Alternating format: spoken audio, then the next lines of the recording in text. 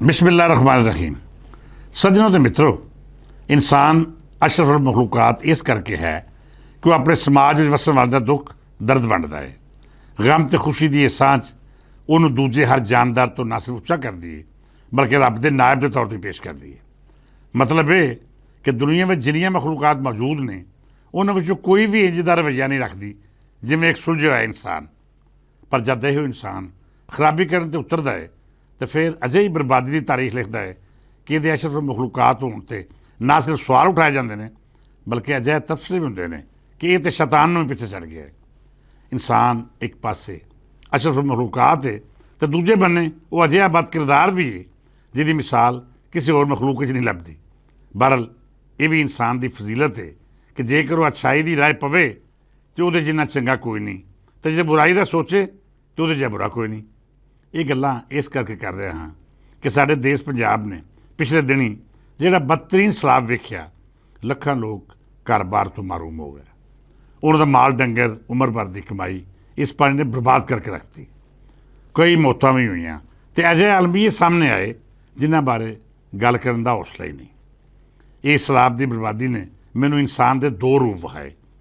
एक तो जिन्हें लोगों इस बर्बादी नूं अपनी कमाई का जरिया बनाया।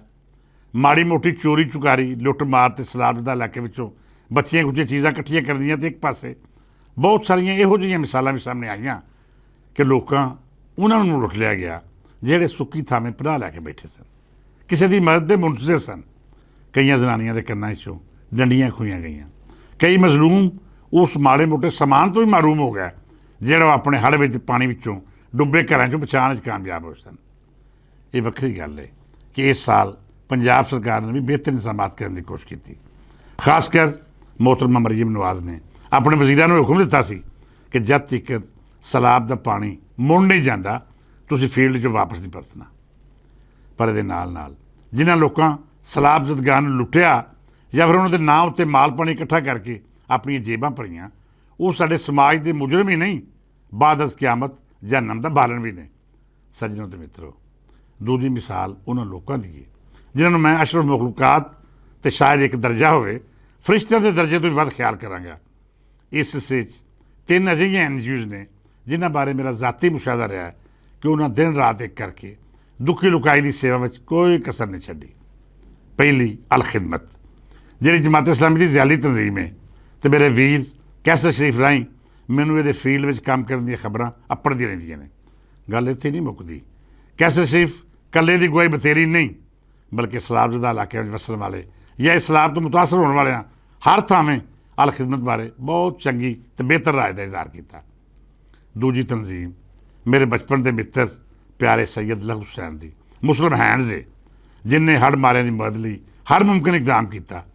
उन्होंने रहन वास्ते थां दी, अन्न पानी तो लैके हयाती दी मुढ़लियां लोड़ां पूरियां करने तक सैयद लहू हुसैन बजाते खुद मैदान अमल मौजूद रहे। उन्होंने बारे तफसीली गलबात फिर करांगे। अज जिन्ना मेरा दिल मोह लिया है तो जिन्हों ने जरूरत तो मैनू फख्र हो रहा है वो अल मुस्तफा वैलफेयर ट्रस्ट है। अज फ्लैटिज होटल में उन्होंने बहुत सारे सज्जन मित्रों का एक इकट्ठ बुलाया जिसका मकसद सैलाब जदगाह की मदद लई लोकां तक सिराह पड़ाना सी। इन्हां सिरकड़वे सूझवानां विच मेरे हमदम दरीना जनाबे मुजीबर रहमान शामी होरी भी सन जिन्हें हमेशा ही तरह बहुत सोहणियां गल्लां कीतियां।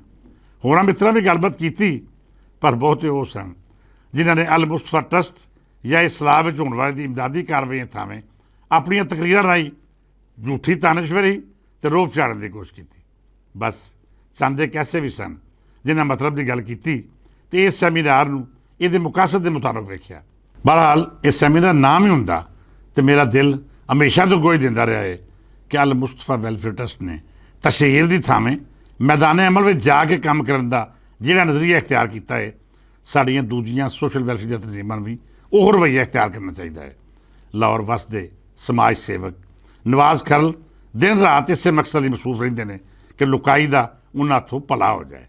अन्न पानी लई हज़ारों लोगों नाल आबाद दस्तरखान होवे या रोज़ाना की बुनियाद से अखां दी बीमारियां का शिकार सैकड़े मरीज़ होवन। हर रोज़ अल मुस्तफा ट्रस्ट के रजाकार इन्हां दी सेवा करते विखाई दिंदे ने। सब कुछ हो तो मेरे वीर मित्र प्यारे अब्दुल रज़ाक साजिद की सरपरस्ती रहा है, पर सच्ची गल पुछो तो साडी भैन नुसरत सलीम ਜਿਵੇਂ ਆਪਰੇਸ਼ਨਲ ਹੈਡ ਦੇ ਤੌਰ 'ਤੇ ਕੰਮ ਕਰ ਰਹੀਆਂ ਨੇ, ਮੈਨੂੰ ਪੂਰੇ ਪਾਕਿਸਤਾਨ ਵਿੱਚ ਇਹਦੀ ਮਿਸਾਲ ਕਿਸੇ ਥਾਵੇਂ ਨਹੀਂ ਲੱਭਦੀ।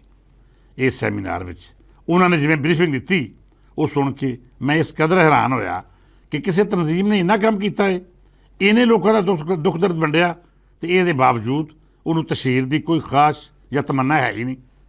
ਅੱਜ ਵੀ ਜਿਹੜੇ ਸੂਝਵਾਨ ਅਤੇ ਸ਼ੋਭਾ ਸਾਫਤ ਨਾਲ ਜੁੜਤ ਰੱਖਣ ਵਾਲੇ ਲੋਕ ਇੱਥੇ ਬੁਲਾਏ ਗਏ ਸਨ, ਉਹਨਾਂ ਨੂੰ ਨੁਸਰਤ ਸਲੀਮ ਦੀ ਅਜ਼ੀਮ ਗੌਰਤ ਸਿਰਫ ਇਹੋ ਗੁਜ਼ਾਰਿਸ਼ ਕਰ ਰਹੀ ਸੀ ਕਿ ਤੁਸੀਂ ਆਪਣੇ ਕਲਮ ਜਾਂ ਜ਼ਬਾਨ ਰਾਹੀਂ ਸਾਡਾ ਸੁਣਿਆ ਉਹਨਾਂ ਲੋਕਾਂ ਤੱਕ ਪਹੁੰਚਾਓ ਜਿਹੜੇ ਕਿਸੇ ਵੀ ਤਰ੍ਹਾਂ ਦੁਖੀ ਇਨਸਾਨ ਦੀ ਖਿਦਮਤ ਦੇ ਇਸ ਮਿਸ਼ਨ ਵਿੱਚ ਸਾਡੀ ਮਦਦ ਕਰ ਸਕਦੇ ਹੋਣ। ਮੈਂ ਇਹੋ ਗੱਲ ਇਸ ਸੈਮੀਨਾਰ ਦਾ ਮੌਜੂਦ ਛੇੜਨ ਤੋਂ ਪਹਿਲਾਂ ਕੀਤੀ ਸੀ ਕਿ ਤਕਰੀਬ ਵਿੱਚ ਹਾਜ਼ਰ ਹੋਏ ਸੂਝਵਾਨਾਂ ਦਾ ਫਰਜ਼ ਹੈ ਕਿ ਉਹ ਅਲ-ਮੁਸਤਫਾ ਟਰੱਸਟ ਦੀ ਸੇਵਾ ਬਾਰੇ ਗੱਲਬਾਤ ਕਰਨ, ਆਪਣੀਆਂ ਤਕਰੀਰਾਂ ਝਾੜਨ ਜਾਂ ਦਾਨਸ਼ਵਰੀ ਦਾ ਇਜ਼ਹਾਰ ਕਰਨ ਤੋਂ ਹਜ਼ਾਰ ਦਰਜੇ ਬਿਹਤਰ ਹੈ ਕਿ ਤੁਸੀਂ ਆਪਣੇ ਕਾਲਮ, ਖਬਰ ਜਾਂ ਰਿਪੋਰਟ ਰਾਹੀਂ ਜਾਂ ਫਿਰ ਸ਼ਾਮੀ ਸਾਹਿਬ ਜਿਹਾ ਉੱਚ ਪੱਧਰੀ ਤਜਜ਼ੀਆਕਾਰ ਆਪਣੇ ਪ੍ਰੋਗਰਾਮ ਰਾਹੀਂ ਲੁਕਾਏ ਨੂੰ ਦੱਸੇ ਕਿ ਜਿੱਥੇ 2 ਨੰਬਰ ਤੇ ਲੁੱਟਮਾਰ ਕਰਨ ਵਾਲੀਆਂ ਸੋਸ਼ਲ ਵੈਲਫੇਅਰ ਦੀਆਂ ਤਨਜ਼ੀਮਾਂ ਸਾਡੇ ਸਮਾਜ ਦੀ ਬਦਨਾਮੀ ਦਾ ਸਬਬ ਬਣ ਰਹੀਆਂ ਨੇ, ਉੱਥੇ ਇਹ ਅਲ-ਮੁਸਤਫਾ ਵੈਲਫੇਅਰ ਟਰੱਸਟ ਜਿਹੇ ਇਦਾਰੇ ਵੀ ਨੇ ਜਿਨ੍ਹਾਂ ਦੇ ਸੇਵਕਾਂ ਆਪਣੇ ਉੱਤੇ ਇਕੱਠਾ ਹੋਣ ਵਾਲਾ ਇਹ ਮਾਲ ਹਰਾਮ ਕਰ ਰੱਖਿਆ ਹੈ, ਜਿਹੜਾ ਸਦਕੇ ਜਾਂ ਜ਼ਕਾਤ ਦੇ ਪੈਸੇ ਵਿੱਚੋਂ ਆਪਣੀ ਹਯਾਤੀ ਅਤੇ ਆਸਾਇਸ਼ਾਂ ਨਹੀਂ ਲੱਭਦੇ, ਜਿਹਦਾ ਮਕਸਦ ਸਿਰਫ ਔਰ ਸਿਰਫ ਉਹਨਾਂ ਲੋਕਾਂ ਦੀ ਦਸਤਗੀਰੀ ਕਰਨਾ ਹੈ ਜਿਹੜੇ ਸਾੜ ਜਾਂ ਕਿਸੇ ਕੁਦਰਤੀ ਅਜ਼ਮਾਇਸ਼ ਪਾਰੋਂ ਆਪਣਾ ਬਹੁਤ ਕੁਝ ਬਰਬਾਦ ਕਰ ਬੈਠੇ ਨੇ, ਜਿਹਦਾ ਕੋਈ ਪੁਰਸਾਨੇ ਹਾਲ ਨਹੀਂ। ਉਹਨਾਂ ਦੇ ਦੁੱਖ ਦਰਦ ਜਾਂ ਹਾਲਾਤਾਂ ਨਾਲ ਉੱਚੀ ਥਾਵੇਂ ਬੈਠੇ ਵੱਡੇ ਬਿਊਰੋਕਰੇਟਾਂ ਜਾਂ ਸਿਆਸਤਦਾਨਾਂ ਨੂੰ ਕੋਈ ਗਰਜ਼ ਹੈ ਹੀ ਨਹੀਂ।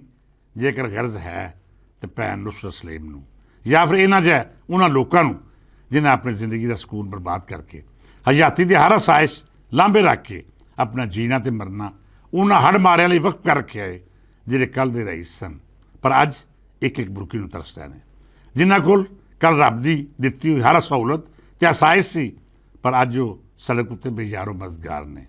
ਅਲ-ਮੁਸਤਫਾ ਵੈਲਫੇਅਰ ਟਰੱਸਟ ਇਹਨਾਂ ਦੇ ਹਮਕਦਮ ਹੈ, ਉਹਨਾਂ ਦੀ ਇਮਦਾਦ ਲਈ ਹਰ ਉਹ ਕੋਸ਼ਿਸ਼ ਕੀਤੀ ਜਾ ਰਹੀ ਹੈ ਜਿਹੜੀ ਇਹਨਾਂ ਦੀ ਮੁਸ਼ਕਲਾਤ ਘੱਟ ਕਰ ਦੇਵੇ। ਹੁਣ ਤੱਕ 27 ਜ਼ਿਲ੍ਹਿਆਂ ਦੇ 200 ਤੋਂ ਵੱਧ ਪਿੰਡਾਂ ਵਿੱਚ ਅਲ-ਮੁਸਤਫਾ ਵੈਲਫੇਅਰ ਟਰੱਸਟ ਨੇ ਇਮਦਾਦੀ ਸਰਗਰਮੀਆਂ ਜਾਰੀ ਰੱਖੀਆਂ ਹੋਈਆਂ ਨੇ।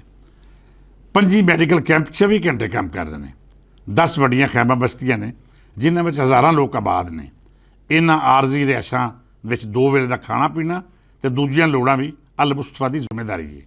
ਤੁਸੀਂ ਹੈਰਾਨ ਹੋਵੋਗੇ ਕਿ ਅਲ-ਮੁਸਤਫਾ ਵੈਲਫੇਅਰ ਟਰੱਸਟ ਨਾਲ ਜੁੜੇ ਹੋਏ 7000 ਦੇ ਲਗਭਗ ਰਜ਼ਾਕਾਰ ਇੱਕ ਲਮ੍ਹਾ ਆਰਾਮ ਕੀਤੇ ਬਗੈਰ ਮੈਦਾਨੇ ਅਮਲ ਵਿੱਚ ਮੌਜੂਦ ਨੇ।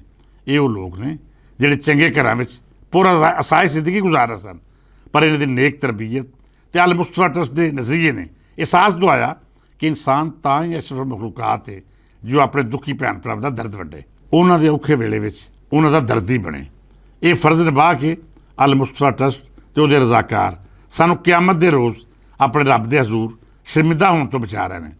ਸੱਜਣੋ ਅਤੇ ਮਿੱਤਰੋ, ਅਲ-ਮੁਸਤਫਾ ਟਰੱਸਟ ਹੋਵੇ ਜਾਂ ਦੂਜੇ ਅਜਿਹੇ ਇਦਾਰੇ, ਇਹਨਾਂ ਦੇ ਪੈਰ ਨਾਲ ਪੈਰ ਜੋੜ ਕੇ ਖਿਦਮਤ ਦੀ ਇਸ ਰਾਹ ਦੇ ਮੁਸਾਫਰ ਹੋ ਜਾਓ।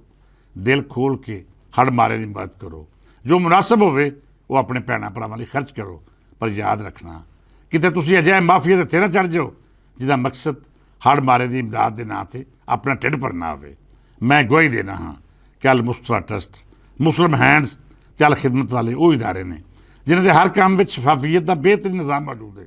ਤੁਹਾਡੇ ਦਿੱਤੇ ਹੋਏ ਇੱਕ ਇੱਕ ਪੈਸੇ ਦਾ ਬਰਾਬਰ ਹਿਸਾਬ ਰੱਖਿਆ ਜਾਂਦਾ ਹੈ ਔਰ ਉਹ ਪੈਸਾ ਮੁਤਾਸਰੀਨ ਤੱਕ ਦਰੁਸਤ ਅੰਦਾਜ਼ 'ਚ ਅੱਪੜਦਾ ਹੈ। ਇਹਨਾਂ ਇਦਾਰਿਆਂ ਰਾਹੀਂ ਦੁਖੀ ਇਨਸਾਨ ਦੀ ਸੇਵਾ ਕਰੋ ਅਤੇ ਆਪਣੇ ਲਈ ਕਿਆਮਤ ਦੇ ਰੋਜ਼ ਸੁਰਖਰੂ ਹੋਣ ਦੀ ਯਕੀਨਦਾਨੀ ਮੁਮਕਿਨ ਬਣਾਓ। ਇਸ ਦੁਆ ਦੇ ਨਾਲ ਇਜਾਜ਼ਤ ਦਿਓ ਕਿ ਰੱਬ ਤਾਲਾ ਸਾਡੇ ਦੁਖੀ ਭੈਣ ਭਰਾਵਾਂ ਦੀ ਹਰ ਮੁਸ਼ਕਿਲ ਆਸਾਨ ਕਰੇ, ਉਹਨਾਂ ਦੇ ਦਰਦ ਅਤੇ ਇਮਦਾਦ ਕਰਨ ਵਾਲਿਆਂ ਨੂੰ ਹਮੇਸ਼ਾ ਕਾਮਯਾਬ ਅਤੇ ਕਾਮਰਾਨ ਰੱਖੇ। ਅੱਜ ਲਈ ਇਹ ਨਹੀਂ, ਇਜਾਜ਼ਤ ਦਿਓ। ਰੱਬ ਰੱਖਾ।